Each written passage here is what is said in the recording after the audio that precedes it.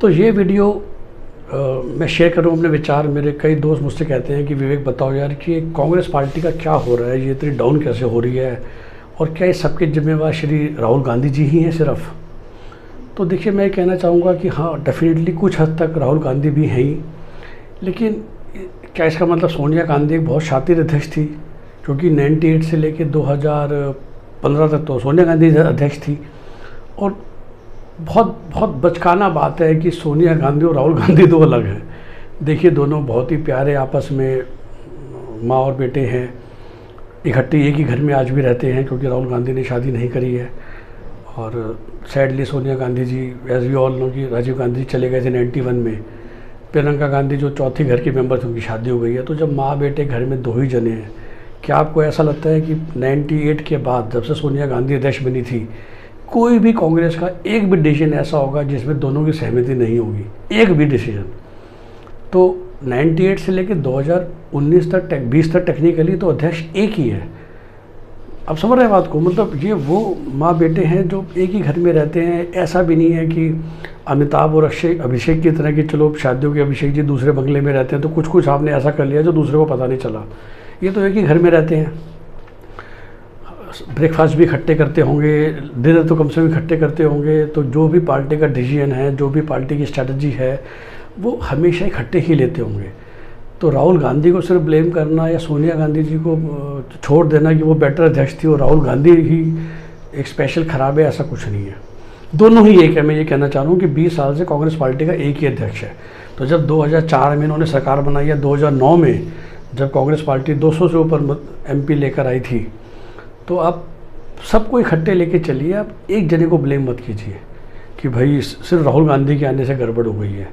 क्योंकि मैं ये साबित करना चाह रहा था पहले 3 मिनट में कि पिछले 20 साल से कांग्रेस का एक ही अध्यक्ष है, वो एक ही परिवार, वो भी तो छोटा परिवार है 2 जनों का, कि वहाँ कुछ भी ऐसा हो नहीं सकता जो दूसरे की सहमति से ना हो रहा हो। तो एक ही दिमाग चल रहा है शुडाई से। पहले बस ये था कि फ्रंट फुट पे सोनिया गांधी जी थी, बीच में राहुल गांधी जी आ गए, वापस से सोनिया गांधी हुई। जनता की आवाज़ पे कह लो, कुछ भी कह लो। तो फिर समस्या क्या है?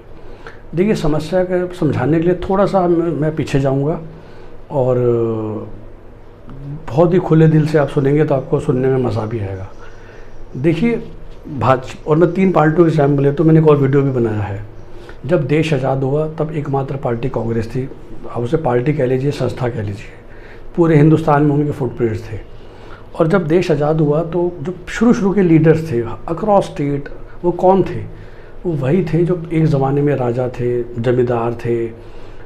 वही कांग्रेस के नेता बने, वही फिर धीरे धीरे करके MLA MP बने अक्रॉस इंडिया।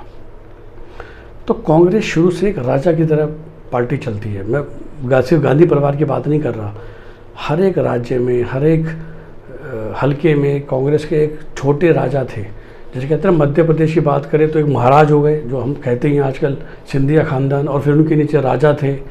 दिग्विजय सिंह जी की फैमिली जो ऑफिशियली हुआ करते थे आज़ादी से पहले, कि जो दिग्विजय सिंह जी की रियासत है राघोपुरा, वो बेसिकली अंडर आती थी सिंधिया घराने के, जो कि महाराज थे। और यही फ्यूचर में लीडर बने। तो अगर माधवराव सिंधिया जी का भाई का इंतकाल ना हुआ होता तो वही शायद मुख्यमंत्री बनते महाराष्ट्र के बजाय, मध्य प्रदेश के बजाय के दिग्विजय सिंह जी के, और दिग्विजय सिंह जी शायद उनके अंडर कैबिनेट मिनिस्टर होते। तो मैं कहना चाहता हूँ कि कांग्रेस के जीन्स में है। तो उनके पास बहुत नेता थे जो कि इस तरह राजाओं महाराजाओं के ख़ानदान से आए थे, और उनकी कार्यशैली बहुत डिफरेंट होती है। देखिए, ये पार्टी नीचे से उठ के ऊपर नहीं आती है, इसमें नेता होता है और नेता के नीचे प्रजा होती है। और कांग्रेस का कल्चर आज भी वही चल रहा है। हर एक क्षेत्र में, हर एक राज्य में, हर एक ज़िले में कांग्रेस का छोटा सा राजा होता है और वो बाकी प्रजा होती है। और वो जो प्रजा होती है वो उस राजा को अपना नेता मानती है, कांग्रेस पार्टी को अपना नेता नहीं मानती है। तो आदमपुर, हिसार में कांग्रेसियों का नेता कांग्रेस पार्टी नहीं है, उनके नेता पहले भजन लाल जी, अब उनके पुत्र कुलदीप बिश्नोई हैं। भिवानी क्षेत्र में उस जनता का नेता बंसीलाल, अब किरण चौधरी हैं। सांपला किलोई में भूपेंद्र सिंह हुड्डा जी हो गए। इस बार झटका दे दिया गया, वरना कैथल में वो रणदीप सुरजेवाला थे, पहले उनके फादर थे। इसी तरह आप महाराष्ट्र में जाएंगे तो एक पृथ्वीराज चौहान जी की सीट है, अशोक चौहान जी की सीट है। राजस्थान में ऐसी, मैं उस ज़माने के नहीं है पर गहलोत जी हो गए जो 30 साल से हैं। तो इंडिया के काफ़ी पॉकेट्स में आपको ऐसे नेता मिलेंगे कांग्रेस के जो इस समय 4th या 5th जनरेशन में है। हम सिर्फ गांधी को ब्लेम करते रहते हैं खामखा में, वरना चाहे वो महाराष्ट्र के अशोक चौहान जी, पृथ्वीराज चौहान जी, अपना ये सब राधा कृष्ण विखे पाटिल पहले थे, ये सब चौथी जनरेशन चल रही है। तो जब एक तरफ नेहरू जी को गिनते हैं, तो जब नेहरू जी प्राइम मिनिस्टर बने, ये थोड़ा था कोई देश में कोई मिनिस्टर भी नहीं था। तो सिमिलरली कैबिनेट मिनिस्टर्स हुआ करते थे, हर राज्य के मुख्यमंत्री हुआ करते थे, और वही लोगों के अब पोते पड़पोते पॉलिटिक्स में आ चुके हैं। तो कांग्रेस के पास बहुत नेता हैं एक्चुअली, बीजेपी और किसी और पार्टी से बहुत ज़्यादा। पर यही समस्या है कि मैं 2 समस्या बोली, एक तो वो नेता ड्रिवन पार्टी है। अब नेता ड्रिवन पार्टी में दिक्कत क्या होती है कि जब वो सबके बच्चे बड़े हो गए, तो पहले जो 100 नेता थे, फिर वो 100 के 200 बच्चे हो गए, फिर उनके पोते हो गए हैं, वो 100 से 500 हो गए हैं। और कांग्रेस के पास उन 500 को संभालने के लिए उतनी शक्ति नहीं बची है, क्योंकि तो यही समस्या शुरू हुई मैं कहूँगा लेट अर्ली 2000 से। तो अगर मैं राज्यों का एग्जाम्पल दूँ, एक बहुत बड़े राज्य की मैं हमेशा एग्जाम्पल देता हूँ जिसमें समय कांग्रेस का 0 MLA है। तो एक तरफ 0 MLA है और एक तरफ मैं बोलूँगा 151 MLA है, वो है आंध्र प्रदेश। 2004 और 2009 के विधानसभा क्षेत्र में अभूतपूर्व जीत मिली कांग्रेस को। YSR हुआ करते थे उनका चेहरा, 2009 में वो मुख्यमंत्री बने, 2004 में पहली बार बने, तो उससे पहले विपक्ष के वो थे जब चंद्रबाबू नायडू पहली बार मुख्यमंत्री बने। लेकिन 2009 के बाद जब अकस्मात निधन हो गया YSR का, तो जगन ने बताया अपनी दावा ठोका, बट उस समय आला कमान ने, जो कि मैं कहूँगा सोनिया राहुल गांधी मिक्स ने, उनको इग्नोर करते हुए दांव खेला, पहले रोजैया पे और फिर एन किरण कुमार रेड्डी पे। उस एक यंग लड़के ने पार्टी तोड़ी, YSR पार्टी बनाई, 2014 के इलेक्शन में मेन अपोजिशन पार्टी बने, और 2019 में 175 में से 150 सीटें लेकर मुख्यमंत्री बने। 2014 में भी कांग्रेस का 0 MLA आंध्रा में, 2019 में भी 0 MLA। 2014 लोकसभा भी आंध्रा 0, 2019 भी कांग्रेस आंध्रा 0, लोकसभा भी। लेकिन मैं कहता हूँ कहाँ 0 है? 25 अगर लोकसभा की सीटें आंध्रा में, जिसमें से 22 जगन ने जीती, तो क्या वो 22 कांग्रेस की नहीं थी? 2019 की बात कर रहा हूँ, क्योंकि मैं 50-70 साल पहले नहीं जा रहा, मैं तो वो गलती बता रहा हूँ जो हम याद कर सकते हैं सिर्फ 6 साल पहले। अगर 2014 में आंध्र प्रदेश में मुख्यमंत्री जगन को बना दिया जाता, तो आज लोकसभा के सारे जो MP हैं, जो YSR के अंडर हम लिखते हैं, वो सारे कांग्रेस के अंडर लिखे जाते हैं। सिमिलरली बंगाल में ममता बनर्जी की सरकार है, कुछ 75% उनके MLA हैं, वो सारे MLA की गिनती किस में होती? कांग्रेस में। मुख्यमंत्री की गिनती किस में होती? कांग्रेस में। वहाँ के सारे मेंबर ऑफ पार्लियामेंट की गिनती किस में होती? कांग्रेस में। तो मैंने कहा ना, तो ये 2 मैंने गिनवा दिए, और थैंकफुली मैं कहूँगा, तो लोग कुछ भी कहें, मैं कहूँगा बहुत अच्छी बात है। तो राजस्थान में भी सही डिसीजन लिया है। सचिन पायलट से बहुत बड़े नेता अशोक गहलोत, मध्य प्रदेश में सिंधिया से बहुत बड़े नेता हैं कमलनाथ और दिग्विजय सिंह।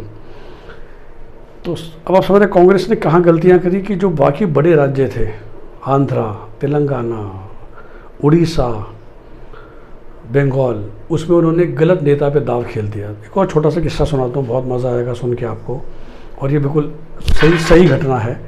जब 89 में देवीलाल जी बने इंडिया के डिप्टी प्राइम मिनिस्टर, और वो 87 में ही मुख्यमंत्री बने थे हरियाणा के, तो उनको चूज़ करना था कि उनके बाद ये मुख्यमंत्री गद्दी किसे मिल जाए। और जो इंडिया का फ्यूडल सिस्टम है, मैंने बोला कई पार्टी हैं जो उसी पे चलती है, चेहरे पे।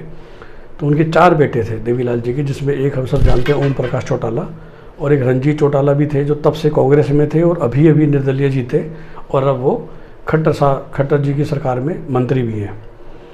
तो किसी ने उनसे पूछा कि भैया आपने किस बिना पे ओम प्रकाश चौटाला को चुना और रंजीत चौटाला बाकी 2 को छोड़ दिया? तो देवीलाल जी ने सीधा बोला कि देखिए, चारों के चारों मुख्यमंत्री बनना चाहते थे, मेरे को 1 को चुनना था, 3 को छोड़ना था, और जिन 3 को मैंने छोड़ा मुझे पता था कि वो कोई और राह बनाएंगे। तो उनका दाव सही निकला कि उन चारों बेटों में से सबसे लायक ओम प्रकाश चौटाला जी निकले।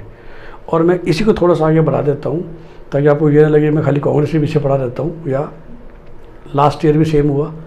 तो 2018 में, मैं कहूँगा 2019 में, 2014 में जब भाजपा ने खट्टर जी को मुख्यमंत्री बनाया, तो जाट समुदाय काफ़ी नाराज़ था। उनको ये हजम नहीं हो रहा आज भी कि हरियाणा जैसे स्टेट में एक पंजाबी मुख्यमंत्री हो सकता है जिस स्टेट में 40% पॉपुलेशन जाटों की है, और यही शायद मोदी जी का स्टाइल है। तो वो बड़े नाराज़ थे। उन्होंने लोकसभा में तो चलो फिर भी मोदी जी को वोट दे दिया राष्ट्रवाद के नाम पे, पर विधानसभा में वो चाहते थे कि इस बार तो कोई जाट मुख्यमंत्री होना चाहिए हमारी पार्टी का, और जाटों की पार्टी मतलब इंडियन नेशनल लोक दल। 2017-18 में बहुत अच्छी हवा चल रही थी इंडियन नेशनल लोक दल की, लेकिन तभी एक उभरता हुआ नेता जो कि ओम प्रकाश चौटाला के 2 बेटे हैं, अजय चौटाला और अभय चौटाला। तो अभय चौटाला तो बाहर ही हैं, पर अजय चौटाला और ओम प्रकाश चौटाला दोनों इस समय तिहाड़ जेल में, दे आर कन्विक्टेड मुजरिम। और चूँकि वो दोनों कन्विक्ट हो चुके हैं तो ना कभी इलेक्शन लड़ सकते हैं, ना कभी वो मुख्यमंत्री बन सकते हैं। तो क्लियर हो गया कि अब इंडियन नेशनल लोक दल की सरकार बनेगी तो मुख्यमंत्री बनेंगे अभय चौटाला। बिल्कुल महाभारत वाली बात हो गई, धृतराष्ट्र और पांडु। अब बड़े भाई अजय के बेटे दुष्यंत चौटाला बहुत एम्बिशियस हैं, बहुत शानदार काबिल व्यक्ति हैं, जितना मैंने उनको टीवी में सुना है।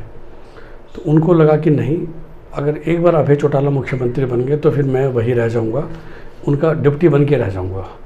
तो 2018 में बहुत ही एक साजिश के साथ उन्होंने गुहाना रैली में अपने लिए आवाज़ें नारे लगवाए, और अल्टीमेटली वो पार्टी टूट गई। पर टूटने से पहले जो गलती कर दी अब ओम प्रकाश चौटाला ने, कि उनके पास ऑप्शन थी कि वो अभय चौटाला को चुने एज ए सक्सेसर या दुष्यंत चौटाला को चुने, जो कि एक जनरेशन और नीचे हो गया है। ओम प्रकाश चौटाला ने चुना अभय चौटाला को, और यही गलती हो गई कि शायद दुनिया ने ये देखा कि अभय चौटाला से ज़्यादा प्रभावकारी करिश्माटिक लीडर दुष्यंत चौटाला निकले। तो पार्टी तोड़ के एक 32 साल के बच्चे ने, जिसके फादर जेल में हैं, कुछ खास वो नहीं है, 1 साल की मेहनत के अंदर अंदर 10 विधानसभा की सीटें 90 में से जीत ली, और आज वो उस राज्य का उप मुख्यमंत्री है 1 साल के अंदर। तो मैं तो हमेशा कहता हूँ कि अगर इंडियन नेशनल लोक दल ना टूटती और इंडियन नेशनल लोक दल की तरफ से अगर दुष्यंत चौटाला मुख्यमंत्री का चेहरा होते तो शायद कांग्रेस की काफ़ी सीटें, जो जाट समुदाय की सीटें थी, इनको मिल जाती, और 10 नहीं तो शायद 30-35 सीटें लेकर कांग्रेस के समर्थन के साथ शायद दुष्यंत मुख्यमंत्री भी 2019 में बन जाते। भाजपा की तो सेम वही 40-42 सीटें आ जाती। लेकिन तो ये होता है कि पिकिंग अप दी राइट, जब आपके पास प्रॉब्लम ऑफ पेनल्टी है कि आपके पास बहुत सारी ऑप्शन है, सभी अच्छे लोग हैं, किसको चुने। तो मैं तो ये कहूँगा कि शायद 98 से लेके अब तक कांग्रेस से ये गलतियाँ हो गई कि चुनने में गलती हो गई।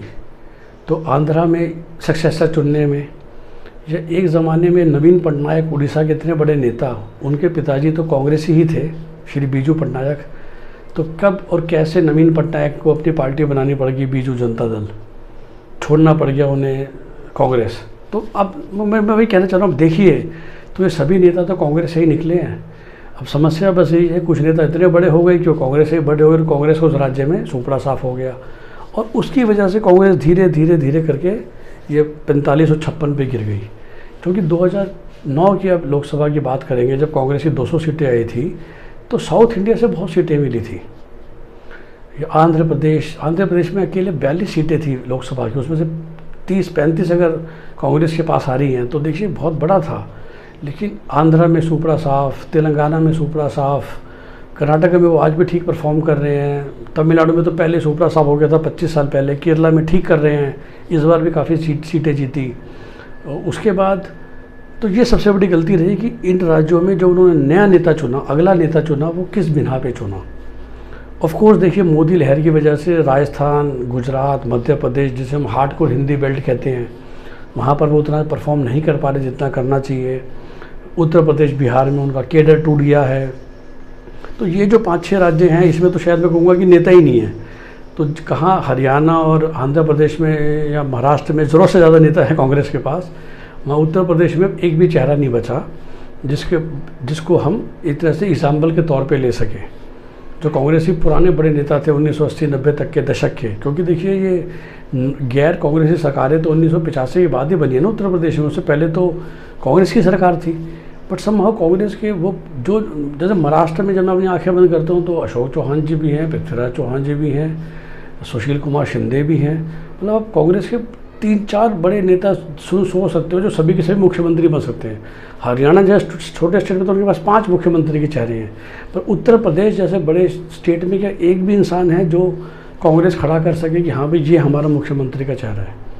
तो शायद कांग्रेस की यही गलती है कि कुछ स्टेटों में उन्होंने लीडर गलत पिक कर लिया, कुछ स्टेटों में उनकी लीडरशिप डेवलप ही नहीं हो पाई। वो पता नहीं पिछले 30 साल में, खासकर उत्तर प्रदेश, बिहार, झारखंड की मैं बात करूं, और राजस्थान हो गया या मध्य प्रदेश में फिर भी मैं कहूँगा काफ़ी अच्छे चेहरे हैं, चाहे वो दिग्विजय सिंह हो चाहे कमलनाथ हो। बट उत्तर प्रदेश, बिहार जो कि वंस अगेन 120 सीटें लोकसभा में देते हैं, वहाँ पर कांग्रेस का कोई चेहरा नहीं है। पंजाब में बहुत तगड़ा चेहरा है, हरियाणा में मैंने बोला चेहरे हैं, हिमाचल में चेहरे हैं। तो कांग्रेस की दिक्कत मैं कभी गांधी परिवार को नहीं मानता। मैं मानता हूँ कि शायद वो गलती कर गए कि पिछले कुछ सालों में स्टेट लेवल की में कुछ स्टेट्स में लीडरशिप डेवलप नहीं हो पाई, और कुछ स्टेट में अच्छा खासा लीडर था पर उसको आपने इग्नोर कर दिया और दांव किसी और पे खेल दिया, और वो शुरू से उतना मजबूत नहीं निकला। और जो आपका डिसेंट लीडर था वो आपका बहुत बड़ा वोट बैंक और विधायक ले गया। जैसे मैंने कहा ना कि बंगाल, उड़ीसा, आंध्रा, ये 3 तो ऐसे हैं जो कि शायद आज कांग्रेस की सरकार होनी चाहिए थी अगर ये सारे नेता कांग्रेस में ही रहते तो इतना फ़र्क है। और उत्तर प्रदेश, बिहार में मैं कहूँगा कुछ राजनीतिक गलतियाँ हो गई कि अपने आप को इन्होंने छोटी पार्टी बना दिया है, चौथी पाँचवीं, इस वजह से इनका वोट बैंक इनसे दूर हो गया। तो कांग्रेस को अपनी स्ट्रेंथ पे खेलना चाहिए। शायद आई थिंक ज़्यादा ये ना सोचें युवा युवा युवा, एक्चुअली उस चक्कर में गलतियाँ हुई हैं। अब हरियाणा में कोई अशोक तंवर नाम के इंसान को प्रदेश अध्यक्ष बना दिया था, ना कोई उनकी पकड़ है ना कोई पैठ है। अगर वही होते कांग्रेस के अध्यक्ष विधानसभा चुनाव में तो शायद कांग्रेस की 31 नहीं 11 सीटें भी नहीं आती। और हुड्डा जी का अपना प्रभाव है। जो मैंने बोला कि कांग्रेस में कल्चर है, तो जो कांग्रेसी वोटर है ना वो भी यही देखता है कि मेरा नेता कौन सा है। उनको भी आदत पड़ी हुई है नेता को वोट देने की, बजाय कि भारतीय जनता पार्टी के, बहुजन समाज पार्टी के, जो कि केडर बेस्ड पार्टी हैं, आइडियोलॉजी बेस्ड पार्टी हैं। तो वहाँ का जो वोटर होता है वो आइडियोलॉजी को वोट देता है, उसके नेता को फ़र्क नहीं पड़ता। भाजपा की कोर आइडियोलॉजी हम सब जानते हैं, बसपा की भी कोर आइडियोलॉजी, और इंडिया में बहुत 4-5 ही पार्टी है जिनकी एक कोर आइडियोलॉजी है। और देखिए कोर आइडियोलॉजी ने कभी ये नहीं हो सकती कि सब सेम है। तो थोड़ा सा 2 मिनट में ऐसे भी लगा देता हूँ कि आइडियोलॉजी का मतलब ये नहीं है कि सब सेम है, फिर तो मज़ा ही नहीं आएगा, फिर तो सब सेम है। तो आइडियोलॉजी में आपको शायद ना 100 में से 10 छोड़ने पड़ते हैं, और वही कांग्रेस नहीं करती, क्योंकि कांग्रेस तो सबकी पार्टी है, एक्चुअली सबकी पार्टी है, तो इसलिए किसी की नहीं बच रही है आजकल। तो कांग्रेस के स्ट्रेंथ है, क्योंकि कांग्रेस के पास आइडियोलॉजी नहीं है, तो उनकी फ़िलहाल स्ट्रेंथ है उनके नेता। तो उनको अपने नेताओं को साथ रखना पड़ेगा, बहुत प्रोएक्टिवली उनको ग्रूम और करना पड़ेगा, देखना पड़ेगा कि कौन से राज्य में स्ट्रॉन्ग नेता है। जैसे कि मैं बहुत हैप्पी हूँ तो 26 साल के हार्दिक पटेल को गुजरात का वर्किंग प्रेसिडेंट बनाया गया। तो मैं किसी से कह रहा था कि अब पिछले 1 साल से कांग्रेस फिर से ठीक डिसीजन ले रही है। तो हरियाणा में हुड्डा जी को चेहरा बनाना विधानसभा चुनाव के लिए, झारखंड जैसे स्टेट में जेएमएम से गठबंधन करना, ये जानते हुए कि हम छोटी पार्टी बन चुके हैं। राजस्थान में अडिग खड़े हैं वो अशोक गहलोत के साथ, मध्य प्रदेश में वो अडिग खड़े रहे कमलनाथ जी के साथ। इससे पता चलता है कि कांग्रेस ठीक डिसीजन ले रही है। और सबसे अच्छा ठीक डिसीजन बहुत रिसेंटली लिया गया है कि गुजरात का वर्किंग प्रेसिडेंट एक 26 साल के लड़के को बताया गया है, क्योंकि वो एक भविष्य का स्ट्रॉन्ग लीडर है जिसमें सारी एबिलिटी, कैपेबिलिटी है, एनर्जी है, फोकस है, काम करना चाहता है, मेहनत करना चाहता है। ये 6 क्वालिटियाँ एक नेता में चाहिए होती हैं जो बहुत रेयर होती हैं, कि जो 24 घंटे नेतागिरी करने को तैयार है, जो हार्दिक पटेल में बिल्कुल है। तो शायद अगला चुनाव नहीं, चाहे उससे अगला, लेकिन अगर हार्दिक पटेल को ये 10 साल का टाइम देंगे तो कोई बड़ी बात नहीं कि गुजरात से विधानसभा, लोकसभा दोनों में वो सीटें जितवा सकता है, क्योंकि उसके अंदर वो एनर्जी, वो फोकस, वो कंसंट्रेशन, वो जज्बा है जो बहुत कम लोगों में होता है। तो जिस तरह कांग्रेस ने हार्दिक को चुना, इससे साबित होता है कि कांग्रेस अब रिवाइवल पाथ पे है, वो नेताओं को ठीक से चुन रही है, क्योंकि वो उनको बहुत ज़रूरी है नेताओं को चुनना। भाजपा को फ़र्क नहीं पड़ता नेता आए जाएँ, क्योंकि भाजपा को तो आइडियोलॉजी का वोट मिलता है। तो आइडियोलॉजी का डिटेल्स में एक दूसरे वीडियो में बताऊँगा, वरना बहुत लंबा हो जाएगा। धन्यवाद।